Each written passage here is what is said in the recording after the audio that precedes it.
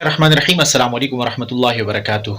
India में यकीनन इससे पहले भी मुसलमान बड़े तकलीफ़ और कर्ब से ज़िंदगी गुजार रहे थे, और जब से मोदी सरकार आई है तो मुसलमानों का जीना दोबर कर दिया है और जीना मुहाल कर दिया है मोदी सरकार ने।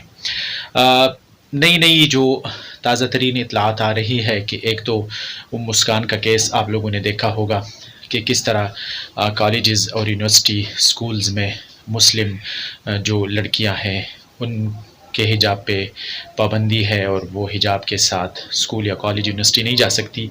जो एग्ज़ाम हॉल्स हैं उनसे भी मुस्लिम लड़कियों को हिजाब के साथ उनको इजाज़त नहीं है बल्कि बेदखल किया जा रहा है। और बीजेपी ने यहाँ तक धमकी दी है कि मुसलमान जो मर्द है उनके हम टोपी उतार कर उनको तिलक लगाएंगे, जो हिंदू का एक निशान है यहाँ पे माथे पे लगाते हैं वो, क्योंकि मुसलमानों से उनको नफ़रत है, इस्लाम से उनको नफ़रत है, तो इसलिए टोपी और दाढ़ी से भी उनको नफ़रत है।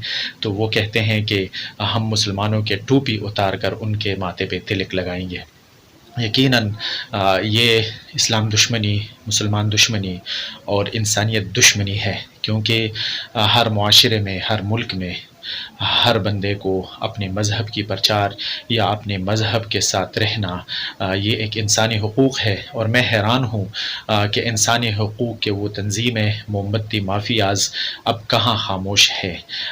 यूनाइटेड नेशन की इंसानी हुकूक़ की तंजीमें, NGOs अब कहाँ खामोश है कि इंडिया में मुसलमानों के साथ मज़ालिम हो रहे हैं, जुल्म ढाए जा रहे हैं, उनके बुरके उतारे जा रहे हैं, उनके कमीज़ और उनके टोपियाँ और पगड़ियाँ उतारी जा रही हैं, और यूनाइटेड नेशन के इंसानी हुकूक़ के तंजीमें ख्वाब गफलत सो रही है। कब जागेगी इस ख्वाब से?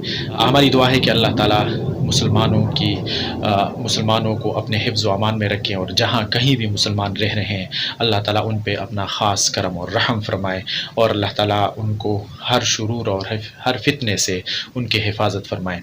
आप लोगों से गुजारिश है कि चैनल को सब्सक्राइब नहीं किया तो सब्सक्राइब करना मत भूलिएगा। अल्लाह खुश रखे। बहुत शुक्रिया। अल्लाह हाफ़िज़।